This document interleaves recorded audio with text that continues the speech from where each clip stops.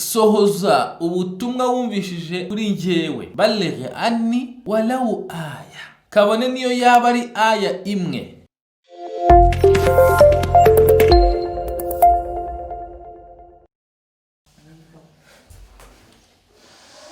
Bismillah wa salatu wa salamu ala rasulillah. Ahibati fillah, uhayikum bitahiyati almu'minin. Assalamu alaikum wa rahmatullahi wa barakatuh. Muri kumwe n'umuvandimwe wanyu Sheikh Mustafa Barema. Muri iki gitondo mbifurije amahoro y'Imana aho muherereye hose, mwa muri Kigali, mu mujyi wa Kigali mu murwa, cyangwa se muri mu ntara y'Iburasirazuba, Iburengerazuba, Amajyepfo n'Amajyaruguru. Bahaye ikaze, ntiwibagirwe kwandika hasi muri komenti no gukanda subscribe ndetse no gukora like and share. Nkuko mubizi, buri munsi bagezaho isomo kubijyanye n'ukwemera. Ese amasomo bagezaho muyabona gute? Mubona hari icyo abafasha?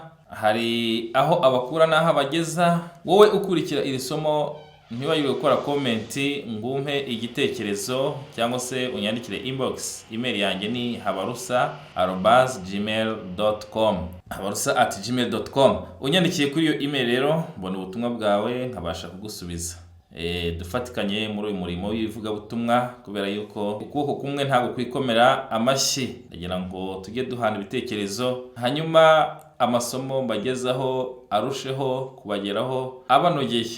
Ubugororangingo mubona, icyatuma ayo masomo agezaho atera imbere mu rwego rw'imyigishirize, ibyo byose n'ibitekerezo byanyu bikenewe muri comment, ndetse no kuba wanyandikira inbox. Rwose ntugire ipfunwe ryo kumpa igitekerezo. Nyuma y'aho ngaho, intumwa yacu Muhammadin sallallahu alayhi wa sallam iravuga ngo baligh anni walau aya, sohoza ubutumwa wumvishije anni kuri njyewe, baligh anni walau aya, kabone niyo yaba ari aya imwe. Bivuga ngo da'watun nas ila al-islam, guhamagarira abantu ubuyisilamu ni inshingano ireba umuyisilamu ku giti cye, ariko nanone hukumu ya dawa ni faradun ayniyin, ni farada. Hukumu ya dawa ni farada ireba umuntu ku giti cye, ariko min haythu al-jumu', mu rwego rwa rusange ikaba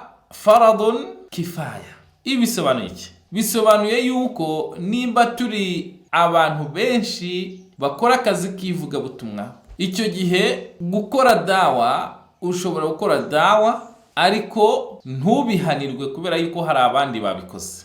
Ariko haramutse habuze umuntu n'umwe ukora dawa, icyo gihe icyaha kijya kuri buri umwe wese. Ariko haramutse habonetse umuntu umwe ukora dawa, icyo gihe icyaha kiba gihagaze, saqata al-ithma ala al-akharin. Ni ukuvuga ngo ni ryari dawa iba wajibun ayni, na ryari iba wajibun kifai, ni igihe umuntu mu rugo rwe ni faradun ayniyin, wajibun ayniyin. Gukora dawa iwawe mu rugo ni itegeko rikureba wowe ku giti cyawe. Uramutse ubiretse urabihanirwa. Ariko gukora dawa muri sosiyete, iyo hari abamenyi benshi bitangira uyu murimo, nta cyaha kikubarwaho iyo hari ababonetse kwitangira uwo murimo. Ariko habuze n'umwe muri sosiyete ukora dawa, abantu bose batuye muri iyo sosiyete babihanirwa. Bifate nko kujya gushyingura umurambo, kujya gushyingura imayiti. Iyo bamwe babonetse bakajya gushyingura imayiti, icyaha kiva kuri bose. Ariko ye habuze n'umuntu n'umwe uherekeza imayiti akajya kwishyingura, icyaha kijya kuri bose. Aha ni mu rwego twari tugira ngo dusobanure ibijyanye n'uburyo dawa ikorwamo kugira ngo abantu babyumve. Tayib, tumaze gusobanukirwa hukumu dawa, Imana ivuga iki ku bijyanye na dawa? Intumwa y'Imana Muhammadin sallallahu alayhi wa sallam, Imana yihishuriye aya irayibwira iti qul in kuntum tuhibbuna Allah fattabi'uni, babwire yo Muhammad abo bayoboke bawe, in kuntum tuhibbuna Allah, niba kuko mukunda Allah subhanahu wa ta'ala, in kuntum tuhibbuna Allah fattabi'un, niba mukunda Allah ngaho ni munkurikire. Mutaba, gukurikira intumwa y'Imana Muhammadin sallallahu alayhi wa sallam, dalilu mahabbatullah, ni ikimenyetso kigaragaza kuko ukunda Imana. Nanone intumwa y'Imana Muhammadin sallallahu alayhi wa sallam iravuga iti kullu ummati yadkhuluna aljanna illa man aba, irimo yigisha abasahaba irabwira ati buri wese muri umma yanjye azinjira muri paradizo illa man aba, kereka uzanga. Qalu wa man yaba ya Rasulullah, baravuga bati ya Rasulullah, ninde wakanga kwinjira muri paradizo? Intumwa y'Imana Muhammad sallallahu alaihi wasallam irababwira iti man ata'ani dakhala janna, uzanyumvira azinjira muri paradizo, wa man asani, nuzanyigomekaho dakhala nara, azinjira mu muriro. Imana yongera ibwira intumwa ya Muhammad sallallahu alaihi wasallam iti qul, babwire Muhammad, hadhihi sabili, iyi niyo nzira yanjye. Qul hadhihi sabili ad'u ila Allah, mpamagarira abantu kugana Allah subhanahu wa ta'ala. Ad'u ila ibadati Allahi wahda, mpamagarira abantu gusenga Imana yonyine gusa, kubaha Imana, guca bugufi imbere y'Imana. Ala basira, ariko mbahamagarira ngendeye ku bumenyi. Ala ilmi, mpamagarira abantu mfite ubumenyi. Ntabwo ari uguhamagarira abantu, ntabwo ari umuntu guhaguruka ngo agende ngo agiye gukora akazi k'ibwizabutumwa nta n'ubumenyi afite, ntabwo azi halatul mad'uwin, ntazi abagiye kubwira dawa bahagaze bate mu bumenyi, bari mu kihe cyiciro cy'ubumenyi. Fada'iya ila Allah, uhamagarira abantu kugana Imana agomba kuba afite ubumenyi. Imam al-Bukhari rahimahullah mu gitabo cye hari chapter yavuze ngo al-ilmu qabla al-amal, ugomba kuba ufite ubumenyi mbere yuko ukora ibikorwa. Bivuga ngo ukora akazi k'ivugabutumwa agomba kuba afite ubumenyi mbere yuko akora ako kazi k'ivugabutumwa. Imana iti fa'lam annahu la ilaha illa Allah fabada'a bil ilm. Imana iravuga ngo menya, Imana ihera kuri ilmu, ku bumenyi.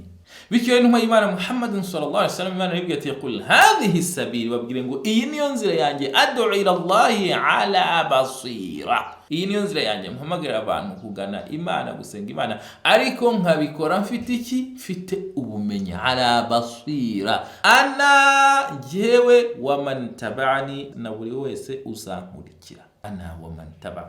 Ahibati fillah, shuti duhuriye ku kwizera Imana, nimba tumaze gusanga yuko gukora akazi k'ivugabutumwa bisaba ubumenyi, numva neza yuko iki cyiciro tuba turimo cyo guhugurana ari inzira yo kugira ubumenyi. Bityo rero abasizi bavuga iki ku bumenyi? Baravuga ngo al-ilmu nur, ubumenyi n'urumuri, wal jahalu dalalu wa dhulm, hanyuma ubujiji n'ubuyobe ni n'umwijima w'icuraburindi. Nanone bakavuga ngo al-ilmu ma hawahu sadru, ubumenyi n'uburi mu gituza, ntabwo ari buri mu bitabo. Fata ubumenyi bwawe rero ubushyire mu gituza. Athna Allahu bihi ala tulabihi, ngo Imana yatakishije ubumenyi ababushakisha. Imana iti yarfa'illahu alladhina amanu minkum walladhina utul ilma darajat, ngo Imana izamura abemeye mu nzego stairs, walladhina utul ilma darajat, abahawe ubumenyi bafite inzego zisumbuye. Yarfa'illahu alladhina amanu, Imana izamura babandi bemeye mu ntera ikabazamura. Walladhina utul ilma minkum darajat, noneho abahawe ubumenyi muri mwebwe bakagira izindi nzego z'ikirenga. Athna Allahu bihi ala tulabihi, Imana yatatse abashaka ubumenyi ibakundisha gushaka iki? Ilmu. Burya buri umenye usanga urinjije. Kubera iki? Hari ibyo umenye utaruzi, ukagira n'amerwe n'ubushake bwo kumenya byinshi ku byo utaruzi. Bityo rero umumenyi ushaka ubumenyi, kubera gushaka ubumenyi bituma aca bugufi, ntabwo yizamura. Kwa guca bugufi k'ubumenyi rero Imana ikuzamura mu ntera, ngo man dhalla lillahi azza billahi, uzaca bugufi kubera Imana azaba kujira Imana, Imana nayo izamuzamura. Idini y'Uislamu ni idini y'ubumenyi. Waladhi arsala rasulahu bilhuda wa dinil haq. Islamu rero niki? Ni ubumenyi. Islamu ni ubumenyi, kubera ko Imana avuga ati waladhi arsala rasulahu bilhuda, Imana yohereje intumwa yayo imwoherereza alhuda, umuyoboro. Abasobanura alhuda baravuga ngo huwa al-ilmu nafi', ni ubumenyi bw'ingirakamaro. Al-islamu huwa al-ilmu nafi', ubuislamu ni ubumenyi bw'ingirakamaro.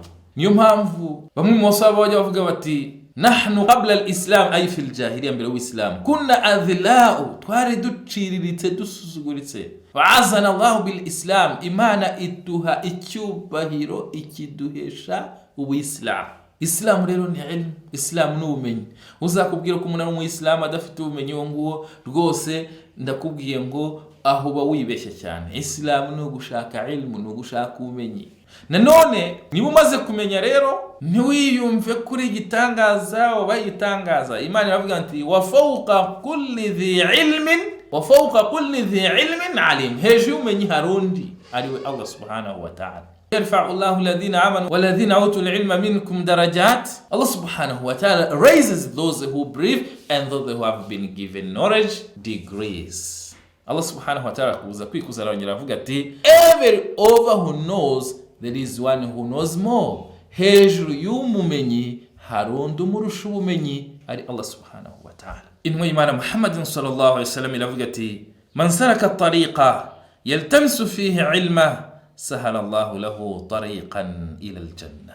Uzahagurukiwe akafata inzira akazinduka akarara inzira. Man sahala tariqa, uzarara inzira ari gushakisha ubumenyi. Abandi barasinziriye, we araye ari gushaka ilmu. Uzarara ijoro, uzarara inkera ari mu gushaka ubumenyi. Ntabwo ari mu tubyiniro, ntari mu kabari, ntari mu miziki, ntari mu bintu nk'ibyo ngibyo bidafite shinge na ruguru, ahubwo araye inkera wa huwa talibul ilm. Uzarara ijoro afate urugendo agiye gushaka ilmu. Sahala Allahu lahu tariqan ila aljanna. Imana izamworohereza inzira imujyana mu ijuru, imujyana muri paradiso. Hadha fadlul ilm. Ibi ni agaciro ko gushaka ubumenyi. Igihe wageze ku mumenyi wawe witwara gute? Hari umusizi w'umwarabu wavuze ati qum lil muallim, hagurukira umwarimu wawe wa wafihi tabjira, umuhe icyubahiro. Kada al muallim an yakuna rasula. Umwarimu yenze kuba rasula, yenze kuba intumwa. Mwubaha abarimu banyu, mwubahe abamenyi. Reka ngarukira ahangaha, amagambo meza nabaye magufi. Tuzakomeza ubutaha. Mwari kumwe n'umuvandimwe wanyu Sheikh Musa Rurema. Basigiye Imana ibarinde, ibane namwe, mugire amahoro y'Imana. Assalamu alaikum wa rahmatullahi wa barakatuh.